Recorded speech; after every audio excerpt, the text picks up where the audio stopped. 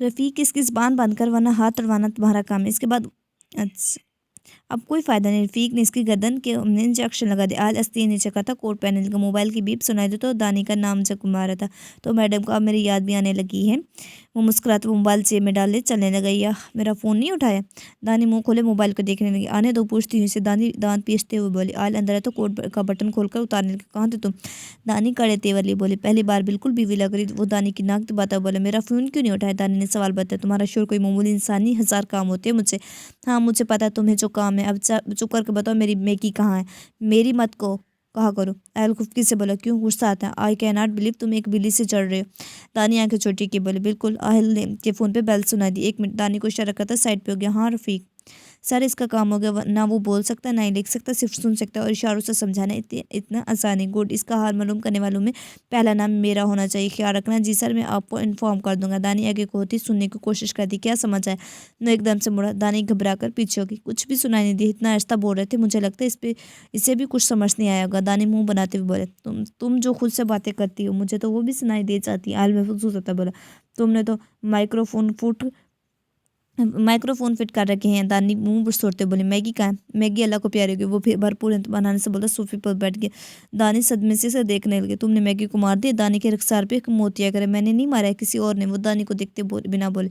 तुम जानते वो कब से मेरे साथ थी? तुमने मेरी मैगी को। दानी बकायदा रोने लगी थी। आयल ने फ़ोन से नजरें हटाकर साथ बैठी दानी को देखा जिसके रुखसार पे एक के बाद दूसरा आंसू गिरा था। आयल ने इसका रुख अपने सदम किया। तुम्हारी आंख से किसी और के लिए आंसू निकले मुझे बर्दाश्त नहीं होगा। अहल के चेहरे पर सख्ती थी।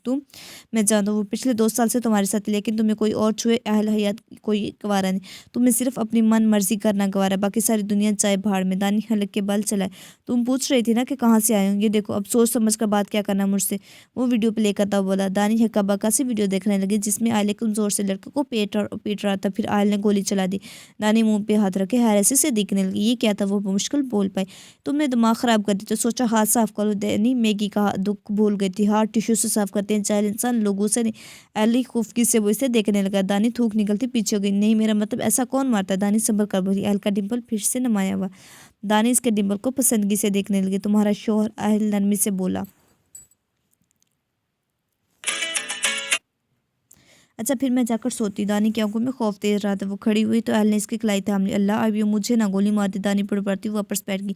मैं खा नहीं जाऊंगा तुम्हें। वो घूरता बोला। तुम्हारा क्या भरोसा जो इंसानों से हाथ साफ करता है मुझ जैसी को खा भी तो सकता है ना। तुम्हें खाने के लिए नहीं लाया फिर? दानी झट से बोली। अहल ने दानी के चेहरे से बाल उठे। कल शिकार पे चलेंगे? किसके शिकार पे? दानी जो हों ज्यादा रहेगी। फिक्र मत करो इंसानों का शिकार नहीं। अहल मुस्कुराता बोला। ये डिम्पल तुमने कहाँ से ली है?